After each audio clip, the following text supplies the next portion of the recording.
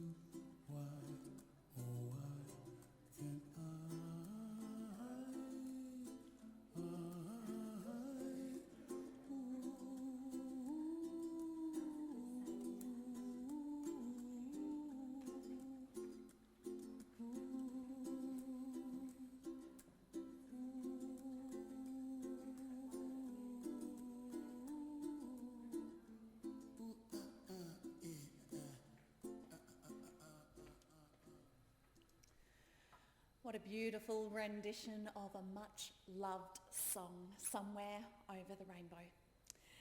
Well, those we laughed with, learned from, leaned on and loved the most leave us the best memories. And as I look around at each of you here today, I can see that there are no shortage of memories of your time spent with Jules. And today we share those times spent with her. You've come together. I thank you as we remember and celebrate Julie's life. A good afternoon to each of you. My name is Rebecca Wilson. It is with great honour and privilege that I lead us through this very special ceremony for Julie today.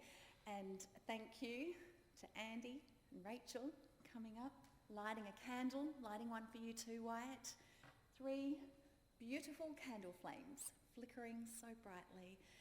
A beautiful symbol of the light and love that Jules has shared not only with her children, her partner, but also each of you here today. And on behalf of Andy, Rachel, Wyatt, and of course Michael as well, and all of Jules's loving and extended family. Thank you for uniting as family and friends today. And I welcome also family and dear connections who are joining us through the live stream from all around Australia and overseas. We feel you with us, we really do, and we thank you. And thankfully we have this wonderful technology that everyone has the opportunity to feel a part of this ceremony today. And I hope that you can feel the love in here today. I certainly can, so thank you. Over the past week, I have been welcomed into Jules's world, chatting with Andy. And it was a delight to embrace every story, memory and moment that you so lovingly shared with me, Andy. Thank you so much for welcoming me into your world. And it didn't take me long at all to grasp a sense of this incredible woman. And really, what an honour it was to learn of a woman that all of you here today, you knew, you admired and you loved. And I was reminded of a quote as I have come to know your Jules over recent days. In the dance of life, she moved to her own music. Because Julie, she embraced every moment. She was fiercely loyal and she loved unconditionally her family, her world. And if I asked any of you here today, you would describe Julie to me as engaging, honest, generous, protective, warm and inviting. And her beautiful smile, well, it would be enough to light up any room. Her presence, it was always felt. Julie was incredibly kind-hearted. She was the first to put the needs of others well before her own. She was all about making the most of every moment, embracing every opportunity to create a lasting memory, especially with Andy and the kids along the way. She was passionate, intelligent, she was positive and vibrant. Julie was beautiful, inside and out. And of course, all of you here today, you know that. May we all think of her today with smiles on our faces and hearts filled with gratitude and thanks. To open our tributes this afternoon, I warmly welcome forward Andy. Thank you.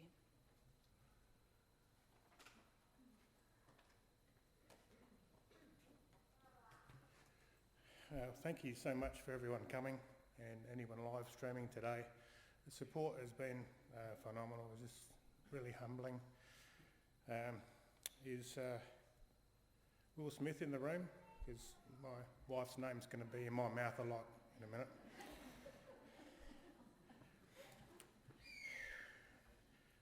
Julie was born on the 15th of November 1977 in Tashkent, Uzbekistan, which at the time was the former USSR, to parents Michael and Marsha, a sister for Irene. The family left Uzbekistan in 1979, spending 3 months living in Italy, waiting for visas to immigrate to Australia, arriving in Melbourne in December 1979 with Julie's aunts Elisabetta, Jenny and her grandmother. The family lived in St Kilda area of Melbourne, where Julie was sent to preschool at Beth Rivka Ladies College, not knowing much English, but she was a quick learner. Julie's parents separated, ending in divorce in 1983. Maria would meet Bernard Boggiano in 1984, who Maria would marry. Maria, Bernard, Julie and sister Irene moved to Adelaide in 1985. The family home was located in Beulah Park, with Julie attending Marriotteville Primary School and then the high school, where she met Natalie Volleran in primary school and would become lifelong friends. When I asked Nat for some stories about what they got up to in their teen years, she said there's too many stories that are way too inappropriate for today and best left untold. But knowing Julie, that doesn't surprise me at all. One I can divulge is Julie showing Nat how to use makeup and the both of them getting into clubs at a very young age, buying casks of passion pop and getting away with it. No surprise there either. Julie studied music, playing both violin and piano. She claimed she hated it, but I'm told she wasn't as bad as she claimed. Julie entered the army as a medic just before her 18th birthday in 1995 and was in the army until 1999, where she learnt to smoke and swear, amongst other things. One thing she didn't learn was how to read a map or have any sense of direction. Julie seemed almost proud of that. She did get a taste of being a medic and a nurse though, and that would become her career path. After leaving the army, Julie went to university to study to be a registered nurse, being credited with the training she received in the army for the first full year. Nursing studies seemed to come easily to Julie. When she was studying, she would always say, "P's get degrees," but she'd end up with credits and distinctions, which are the highest marks possible. She had the help of a mother who taught English at university in Uzbekistan and then became a nurse herself after immigrating to Australia. And also stepfather Bernard, or Dad, as Julie referred to him, was a big influence on Julie's studies. Being a PhD in biochemistry and leading research chemist for Forting Pharmaceutical, she could not have chosen a better mentor. Julie loved her nutty professor and would often spend all hours of the night talking to him. Julie went on to be a fully qualified enrolled nurse with a Bachelor of Nursing from Uni SA in 2001. Around 1996, Julie had also started as a trainer at the Glenunga Football Club, where she would meet Craig Coombe. Craig and Julie married on the 10th of February in 2001. And just like Julie, she got the travel bug, and they both travelled to the UK, Europe, Singapore and Thailand in 2005. Julie loved to travel. She travelled extensively with her parents and friends, and Julie always made new friends wherever she went. She would walk up and start talking to almost anyone, and within 15 minutes she would pretty much know their full life history, and they would know hers. As many of you know, Julie had an irrational fear of sharks, which also led to a fear of flying. Her rationale was that she would survive the plane crash, but then get eaten by sharks. Julie often told a story when she travelled from England to France on a ferry across the English Channel. When friends were there said, "What about the sharks?" And she said, "That's okay, the English Channel's man-made." Her friends stood in disbelief. "No, it's not," they exclaimed. "My dad told me it was man-made." As it turns out, Julie had the fear years before as a child, and to settle her down, Bernard had told her there were no sharks because the English Channel was man-made. Julie and Craig would separate in early 2006. Julie wanted to further her career as a nurse and gained a graduate diploma in anaesthetics and recovery in 2008, followed by a master's degree in anaesthetics and recovery from Adelaide University and a master's degree of nursing education from the University of Tasmania, both in 2018.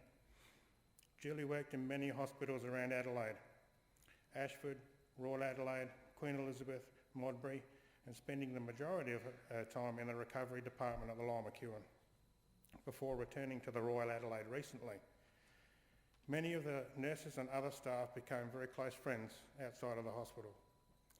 Julie went on to teach first and second year nursing at both Flinders University and later UniSA, where she influenced many students and other lecturers with her vast hands-on knowledge that she gained while working hands-on. She loved telling stories to her students about difficult situations she had experienced and had a flair for the dramatic and left her students roll about laughing whenever she could. She also reminded them that they are not to be afraid to question doctors and instilled a power in her students that they should advocate for their patients wherever possible. Nurses spend more time with patients and can often see things that doctors miss. I met Julie at a New Year's Eve party at White Sands Caravan Park on the River Murray in 2006. Straight away I was taken by her beautiful green eyes and her cheeky nature. Every time Julie needed to refill her drink, I'd do the gentlemanly thing and escort her back to her tent.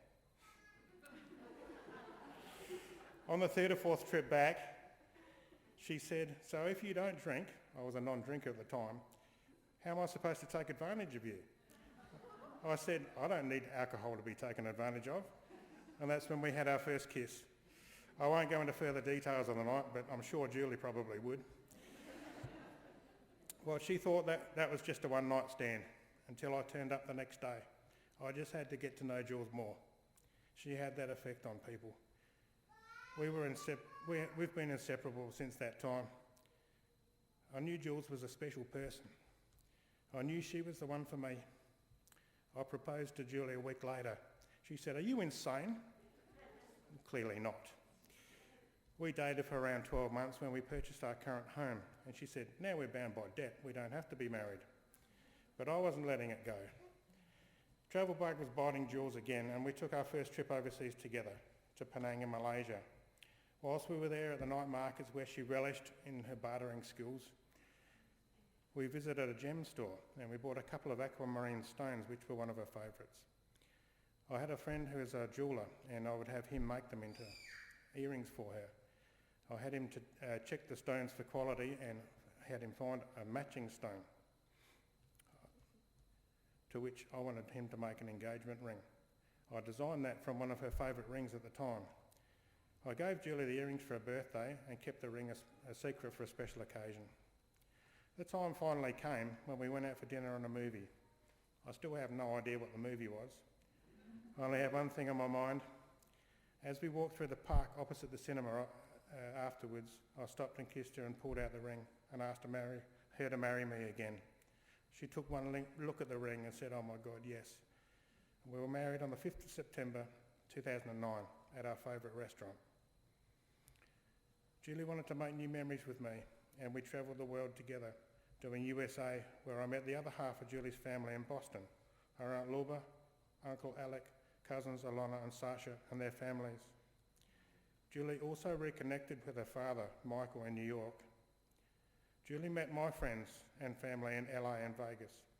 We did UK, Scotland, Ireland, Cairo, Europe, all in one trip. We did Eastern Europe in another and travelled to Penang twice more before Thailand and Bali became our favourites. Julie was always thinking ahead, so much so that on the first day of any trip, she would ask, "Where do you want to go next?" I'm like, "Can we get this one done first?" There was never a trip without some sort of toilet story from Julie. She was quite proud of them. Not something you would normally speak about at a funeral, but this is Julie's funeral. So I kind of have to. One of her favourites was when we were on a bus trip through Europe. We were in Italy at the time. We'd stopped at a big service centre on the side of the highway for a lunch break. After lunch, Jules announced to everyone that she needed to pee, like she always did. She was taking quite some time, and many others had already boarded the bus. I went to the door to find out what was going on. She looked at me with horror and sheepishly said, "I fell in the toilet." The toilets had a rather large square seat, and Jules would never sit on the seat, she would always hover. As it turns out, she was holding the toilet paper dispenser to steady herself when she accidentally hit the release button and fell backwards into the toilet, like a 3-year-old on an adult toilet, with just her arms and legs hanging out. She said, "I need to wash it. My butt touched the water." To which I was sent out to buy hand sanitizer. When I returned, she had composed herself and asked if I could use the hand sanitizer to wash her back. Then she turned around and got a handful of hand sanitizer, counted 3, 2, 1. Oh, it burns, it burns. Fanning the heat with her hands, I was rolling about laughing. When we got on the bus, to inquisitive looks from our other tour members, she had to tell everyone what had happened. But that's our Jules. She loved to make people laugh, even if it was at her own expense. There were so many more, but I'll leave it there for now. 10th of November 2012, along came our daughter, Rachel Elizabetta, named after Julie's grandmother and closest aunt. Rachel came into the world with all the drama and excitement that was Julie. Julie was an amazing and caring mother, sometimes over the top and paranoid, but it was all from that huge caring heart of hers. 15th of May 2015, we had Wyatt, Elijah, a little brother for Rachel. Julie doted on both of them, providing for all their needs. Again, always thinking ahead, buying clothes, shoes and toys in advance for them. And of course, always looking out for shoes for herself. I lost count of the thousands of dollars she saved by buying shoes. She definitely had a gift for getting a bargain. Just when you thought something was a really great price, Jules would come out in and make an embarrassingly low offer and reel off a justification. And she'd get it cheaper by some margin. Without fail, as soon as the kids were old enough to be fully vaxxed, we were off travelling again. This time as a family. Julie was wanting to give the experience of travel to them. Julie had an impact on so many people. She was always trying to help people, be it writing a CV, helping others with uni studies, or putting together Christmas hampers for the less fortunate. Julie was no wallflower. You knew she was in the room. When she entered a gathering, she would loudly announce something completely inappropriate or obnoxious to get a reaction. People would either be in total shock with their chins on the floor or rolling about laughing. If that was the case, she had achieved her goal. The tone and vigour of a conversation always increased when Julie was there. If Julie had an opinion about something, you always knew exactly how she felt. You had no choice. Suffice to say, being married to Julie was never boring. In fact, it was the best time of my life. I'll miss you, babe. A big chunk of my heart is gone. Till we meet again. Rest in peace, my beautiful wife.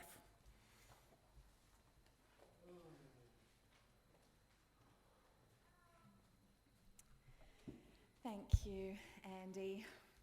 I know it's not easy getting up here today, but you did it, and I know Jules would be so incredibly proud of you, and I think the toilet trips might run in the family. I hate to tell you. That's 2 down.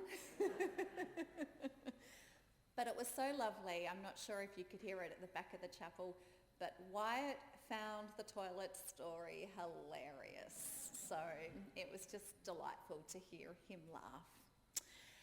I would like to warmly welcome forward Tanya. Thank you, Tanya.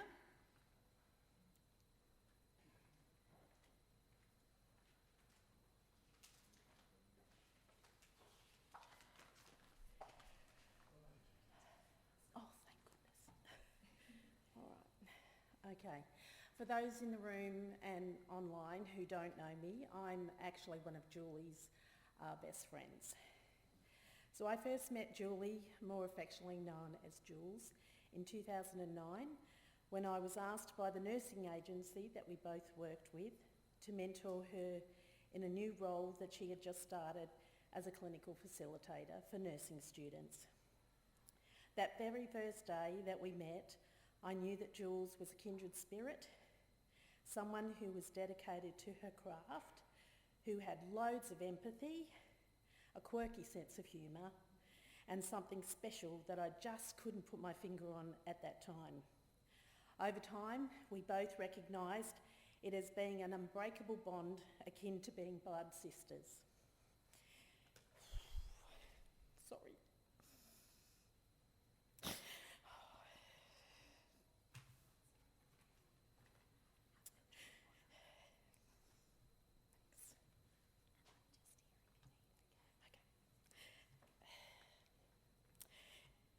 It didn't take long for Jules and I to become the best of friends.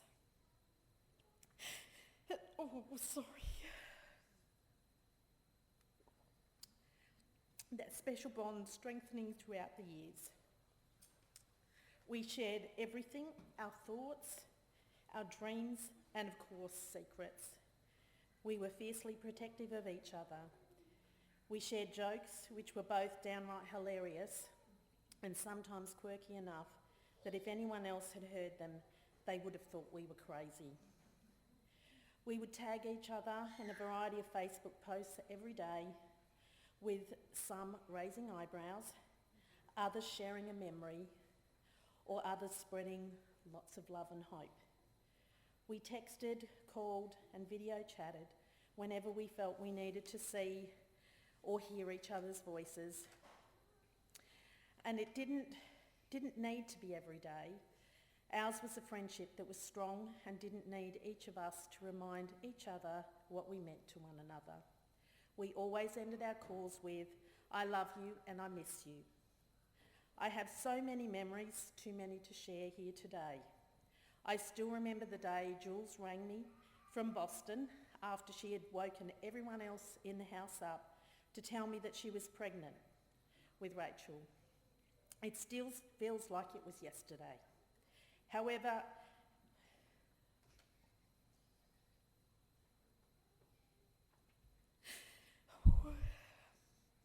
my most special memories I hold the dearest is having the privilege of being present the days that both Rachel and Wyatt were born. I'd never really heard Jules sing before, and she was always the first to admit that she wasn't that great at carrying a tune. But I was one of the first to witness her singing "You Are My Sunshine" to Rachel in hospital to calm and soothe her a few days after Rachel was born. The depth of love that day was truly beautiful. I remember thinking to myself, yeah, she gets it. Jules doubted, as many mums do, whether she was mother material. She never needed to.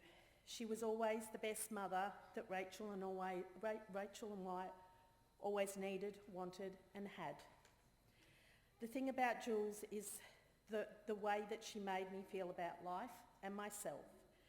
She made everyone else here in the room and who haven't come today, who crossed paths with her, everyone else feel that too.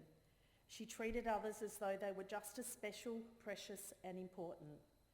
To each and every one of you here, that's exactly how she felt about you. It never mattered where she was in her own life, she always had time for you. If Jules could help you, she would, and if she couldn't, she'd find out how. Jules never thought twice about helping anyone. After all, you were family, her family.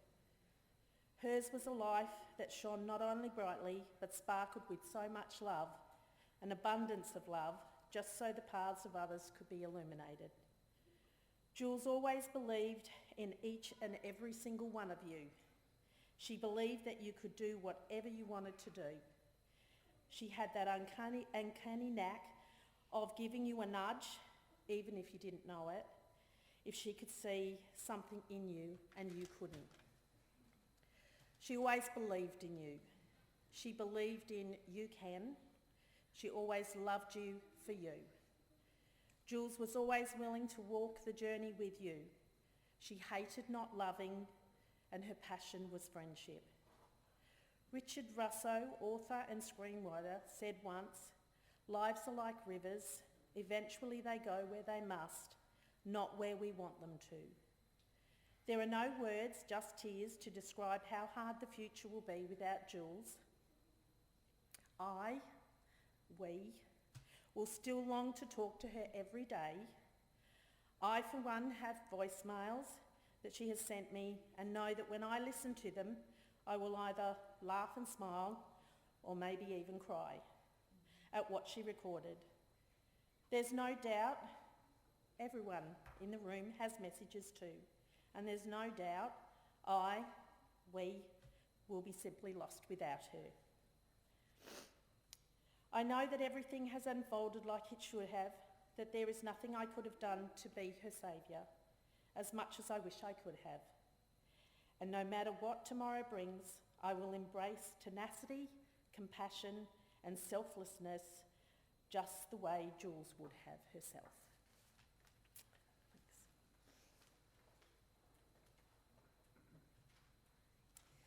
Thanks. Thank you, Tanya. A beautiful chance encounter one day that blossomed into a beautiful friendship. Thank you for sharing those stories. I warmly welcome forward Liz. Thanks, Liz.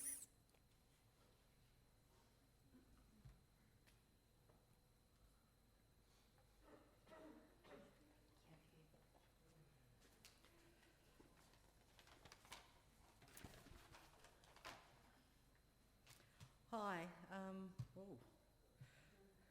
very loud. My name is Liz, for you, all of you that don't know me, and I have been a member of Julie's family for over 20 years. I first met Julie as Andy said, she worked as a trainer at Glenunga Football Club. My son, who was Craig Coombe, played for Glenunga. And the first conversation I had with Julie was, her first words were, "I'm going to marry your son." I said, "Okay." And in true Julie fashion, she did.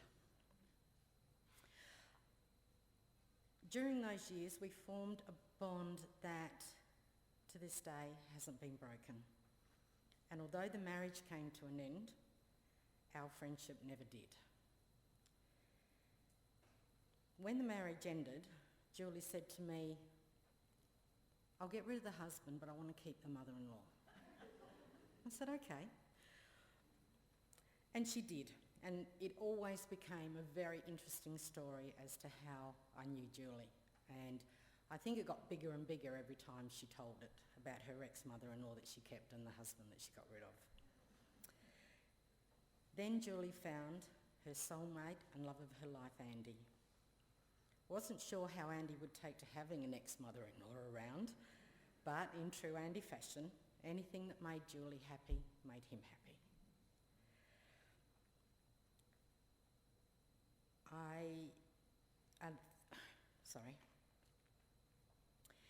And I thank him for allowing me to be part of now his and Julie's family.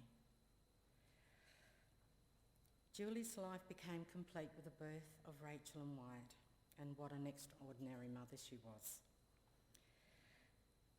I became known to them as Nana Liz, which to this day still warms my heart to hear. Julie touched so many lives, as you can see from the attendance here today, and has left us with so many memories, some of them funny, some of them very naughty, and some that would melt your heart. Julie was taken too soon, and I'm so lucky and eternally grateful to have been part of it. Many people will walk in and out of your life, but only true friends will leave footprints on your heart. Thank you.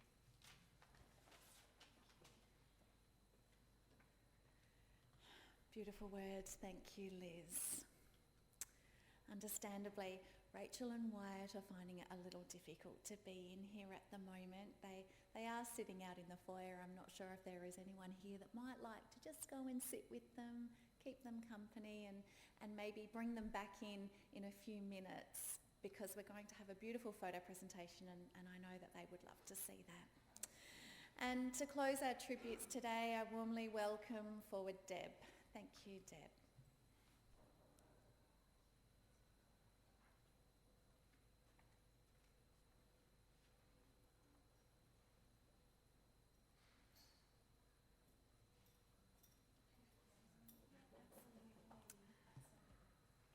Hi, I'm Deb, and I've known Julie for most of her nursing career. We worked together in multiple places, and she was the most amazing nurse and most amazing friend to have over the last 20 years. So my love goes out to Andy and the kids, and we all miss her terribly. But I just have a few words I wanted to share with you about my friend who was a nurse.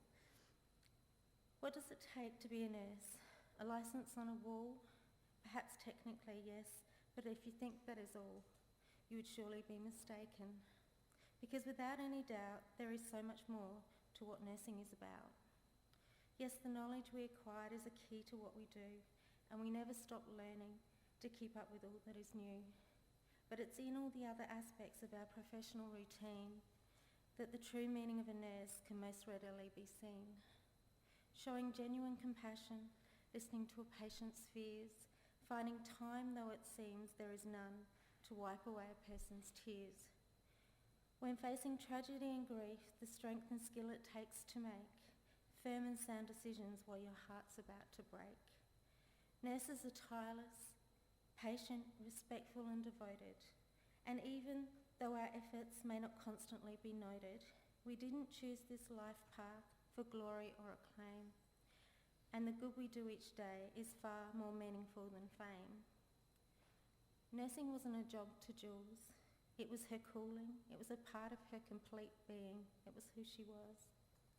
And I remember when Angel was born and I woke up in recovery, and in Jules' true spirit of her professionalism, she said, "Deb, I'm your nurse. Is it okay if I care for you? Because we're friends." And I was so grateful. I felt so blessed to know that she was the one that was there, that she was going to be caring for me, that she was going to be my nurse on that day. We would often meet for lunch and go for pedicures.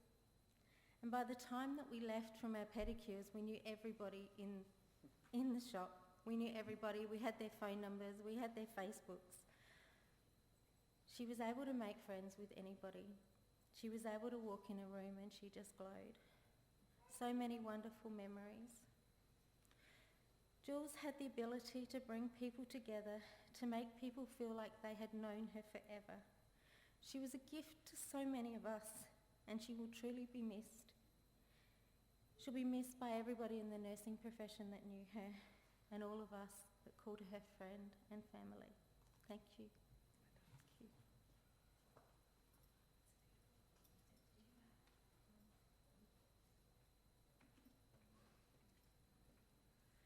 Just a beautiful poem shared there about nurses, absolutely spot on. Thank you so much, Deb, and I once again thank Liz and Tanya and Andy for being so brave and courageous to come up here today and share your stories and your memories. And it is now time to look and see some more memories and stories, this time through some photographs. Now, capturing someone's life through photos, well, that is something simply irreplaceable and so precious in itself. We take photos every day of our lives, and we all know that a picture has a story to tell, 1,000 words for every image they say. And the following pictures that we are about to reflect on today, well, they are perhaps the closest thing we have to reliving Jules's life. And whilst I know it's not something we get to redo in life, it is something that in this moment in time, together as a group, we get to reminisce and admire from afar. I invite all of you here in the chapel and those who are joining us through the live stream to please sit back and reflect on the very treasured life of your beautiful Julie. Thank you.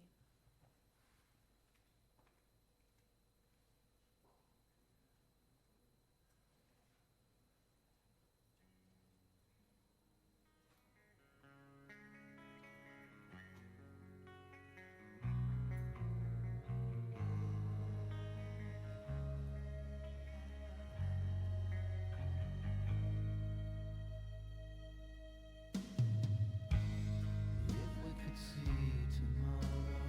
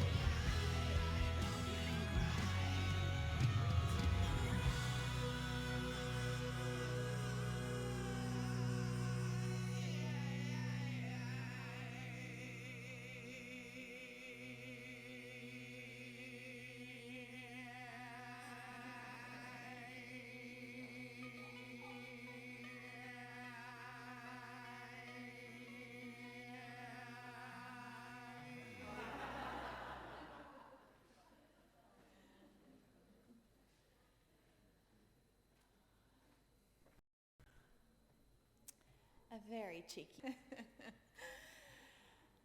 I sense how bittersweet it must feel to look back at those images, and I thank you all for sharing in your vulnerability. The tears, the smiles, they are all a part of this continuum of life and death. And I know that Jules has shared so much with all of you in this room today. From what I've heard today, it's evident to me that she clearly had enough hobbies and passions for 10 women. And I believe that this is in fact one of her gifts to you. It's to grasp life by both hands, to make the most of each and every day, just like she did. Not to sweat the small stuff, to work out what's important in life, and to those you love, will you tell them each and every day, because none of us knows what lies ahead. And Jules, you have been a force of nature, a bright light that has shone for 44 incredible years. You have left everyone who met you so glad that they did. And we heard earlier that Julie, she just had a knack for making friends wherever she went. And I think we've seen a common theme of that today. So I would like to, with pleasure, warmly welcome forward a very dear friend that Jules met along the way, and that is Frank. Thank you, Frank.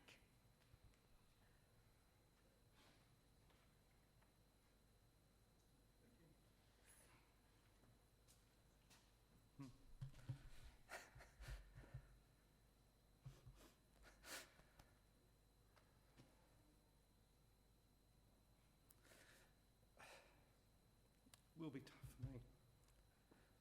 Again, my name is Frank. I am an ordained pastor, and I also trained Julie for many years. And so my condolences to Danny and family, and also Michael and family there, and to those that we can see throughout the world. And so again, this year I got a phone call from Julie, who said, could I start training her again? And I'm not sure she really enjoyed what we did, but that was part of her life. And listening to everyone here, one thing I can say, it's probably a person that could fit 25 hours of life in one day. But as it was for us anyway, we started training again this year, and as I get the phone call, she asked, look, can I start training with you again? I said, look, should work it out, should be fine. And she then started telling me a story about she had some surgery done. And during that surgery period, something had happened. And she said to me, I believe in God. And I thought, fantastic. So good to hear that. Something that happened to her during that surgery that put in her heart, and I guess in her mind. So I'm very thankful for that occasion. And again, what a wonderful person, and to hear all the lovely words that everyone has said. Now, probably something you hear over and over with Julie is you learn. You never knew what was going to come out of her mouth at any time. Amazing topics, amazing conversations, and I didn't know what to expect at times, and beautiful knowledge that she had of nursing and medicine, and I guess of people, and listening to everyone. A very good people magnet is what she became, because no matter where she went, even when I met her at the gym, we'd train, but she had enough to talk to other people around us, and they would come around and there'd be some nursing advice, some life advice, and all sorts of things. So when we started training this year, one of the things that surprised me, and one of her phrases was, you're going to meet my work husband. And I thought, in my mind, I never said, what is that? I had no idea. And I'm thinking, does Andy know? That was what was going through my mind. And she started to explain it, and I'm not sure how she had time to write her essays, because when she tells you something, it takes a long time. So it took a long time to find out. Tim, we welcome, we're good to see him. I met him there one day, and I thought, I understand now what goes on. But again, just so many different things that she would bring up or talk about, diverse things. Talk about her family, her work, herself, and while she was training. And as I said, we spent many hours from 2006 up until Rachel was born. We trained. I think she wanted to train to look good for the wedding, which she did. And then it got a bit tough with Rachel coming along with all that, but then we got back together again this year here, and off she went again. And I have a little book at home which I kept of how many miles she ran, and each time she would run, and she enjoyed it. It was amazing to see such an athlete inside and how good she was at running. Didn't like doing the weights, didn't like that part of it. And as I told her many times, look, this is fantastic, just eat well. Look after yourself and eat well. And so sad to see this result. And anyway, as we would often train, and I put her through the processes, and as Julie in her own mind would be, she'd start talking. And I'm thinking in my mind, you can't talk to me. You're not training hard enough if you can talk to me. You need to train harder. Off we went. So she did a little bit more, and she gave it a lot. And I mean, I'm sure Andy would know at times her clothes were dripping wet from this occasion. Every time she would train, gave it all. And I think that was her in everything she did, she gave her all. So inside for me was a beautiful person, but also a great athlete. And as I spoke with Andy prior to this, I just want to share, well, there's some spiritual qualities and some Bible principles that Julie had, and you heard it from other people, and that is that natural caring nature that she had within her. And it was just very, very natural everywhere she went, and maybe that's what made people gravitate to her. It's a Bible principle and attitude she always had, and if I mentioned I had a problem or something wasn't wrong, that care would come in. All of a sudden this nurse comes on and I get some advice, and she'd try and help me out. And in a way I thought I didn't really want to say too much, because that was her, always wanting to help, always wanting to give. In 1 Peter 5:7, it says, casting all your care upon him, for he careth for you. And now God does that for all of us. And yet that was something she had within her, and she did to those around her. She also had a great love towards Andy, Rachel, Wyatt. Very protective, very, very caring, and I know that even after Andy had his surgery, that he had to sleep in a separate room to protect him. Didn't want to hurt him, didn't want anything to happen to him, and just that side of her in every way, always looking out for others, looking out for those around her. And there's that care, casting that care upon them, and she did that over and over and over. And some of the fun things for me, I guess, was I would go to her home. Unfortunately, she had a fear of driving, so I would go there and carry all my gear, bring it in, and off we'd go. And as it was new for the kids, they'd come and watch, ask questions. Can I lift that? Before I could say anything, she said, no, you're too young. I don't want you to lift that, you'll get hurt. I said, that's fine, no worries at all. Whatever you want to do, and off we do our exercises. But that caring nature, she didn't want anything to happen to those children. She really did care, and for Andy as well. Another thing that, I guess, from John 13:34, it's just Jesus speaking here where he says to his disciples, a new commandment I give unto you, that you love one another as I have loved you, that you also love one another. And that's something she shared with everyone, and listening to the stories here, you hear it over and over through every person that came up here and spoke, and I'm sure there are people in the seats there thinking exactly the same thing. That's how she came across. Just had that natural love and that natural care. So for me personally, I guess a thought that I always have in my mind, it very surprised when Andy sent me that note that what had happened, and I couldn't believe it. And a thought that I put into a lot of people, I often say, if it was the last day you saw that person, how would you speak to them? How would you treat them? So some people do it very, very well all the time. Some of us need to work at it a bit harder, but if we could think that way, it would go a long, long way. So in finishing off, my prayer for Andy and his family, and also Michael and his family there as well, and to those overseas, God bless them.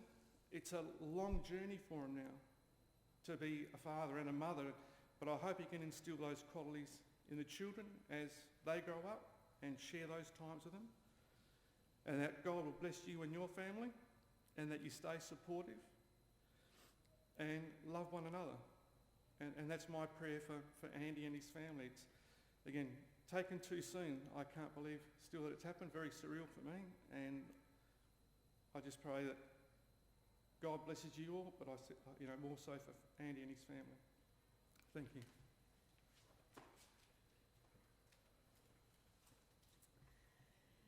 Thank you, Frank. I think of all those years ago that Jules came to you because she was seeking guidance from you and in turn the life lessons that you have learnt from her. A beautiful friendship formed. Thank you for sharing those words. And just as Frank said, to each of you here today, you have your own memories and your own stories, your time spent with Jules, and I do encourage you, when the time is right, to reach out to Andy and the kids, share your moments, your thoughts. I know they would greatly appreciate it. And you see, that's how we all play a part in keeping Jules's memory and her legacy alive. And I think we all have that responsibility, especially for her children, so they can continue to grow and learn about all the wonderful things that you love about their mum.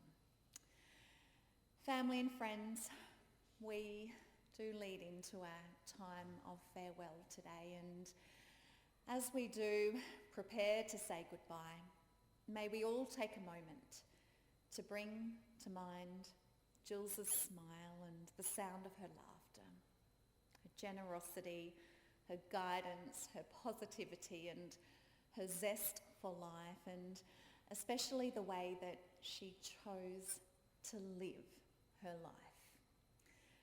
Family and friends, if you are able, could you please be upstanding?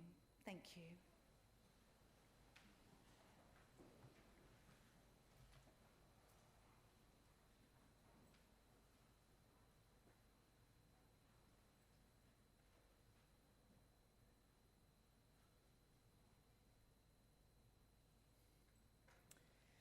We have our time on this earth, loving, laughing and living.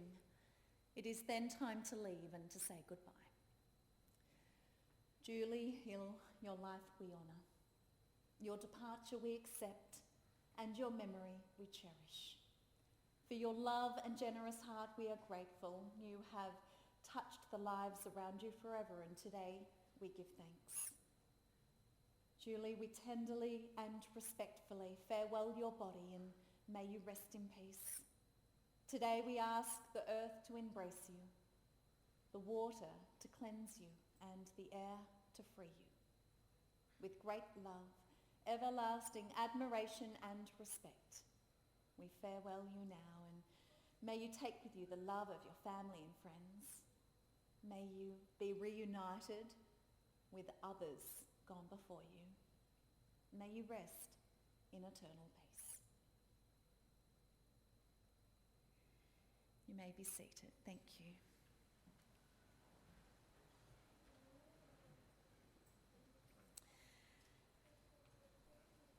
I know it's hard to say goodbye to someone who has played such a pivotal role in your lives. And Jules, she has left an amazing legacy. And I know certainly at the top of that list being her 2 children, and how lucky you all are to see so many of those fine qualities that we've spoken of in Jules in both of her kids. And she has left the world a better place just by being here, and we are so grateful, Jules, for your presence. And we want you to know how dearly you will be missed. You'll be remembered fondly, and you'll be remembered for all the little things that you've done that are really the big things to make a difference in our lives. Stories of you, they will be passed down for the generations to come. You'll never be forgotten. So please keep with you the love of your family today. And to all of you, those closest to Jules, I want to thank you for being here in this space today. And once again, to those who are joining us through the live stream, and please let the family know in time that you have watched through the live stream I know it would be incredibly important to them that you were present with us through this time. May you all go in peace. Thank you very much. Thank you, Bronwyn.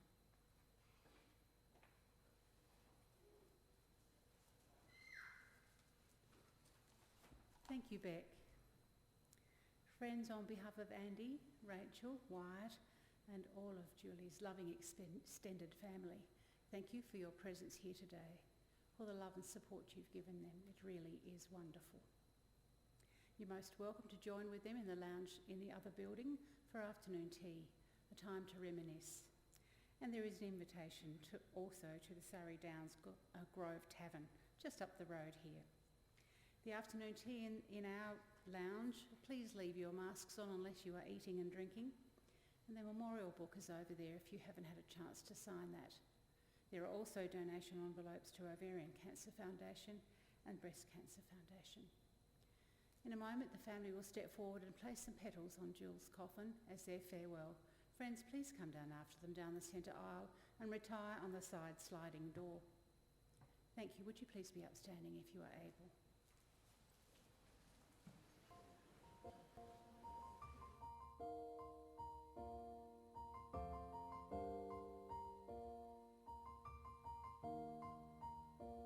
It's been a long day without you, my friend, and I'll tell you all about it when I see you again. We've come a long way from where we began. Oh, I'll tell you all about it when I see you again, when I see you again. Why'd you have to leave so soon? Yeah. Why'd you have to go? Why'd you have to leave me when I needed you the most? 'Cause I don't really know how to tell you without feeling much worse. I know you're in a better place, but it's always gonna hurt. Carry on. Give me all the strength I need to carry on.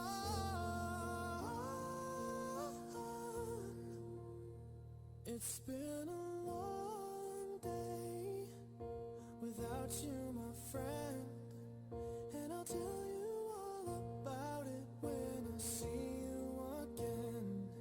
We've come a long way from where we began.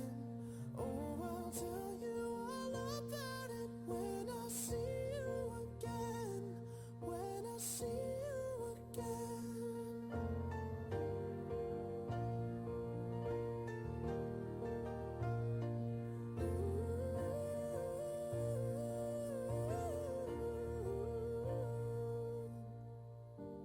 How do I breathe without you? I'm feeling so cold. I'll be waiting right here for you till the day you're home. Carry on. Give me all the strength I need to carry on.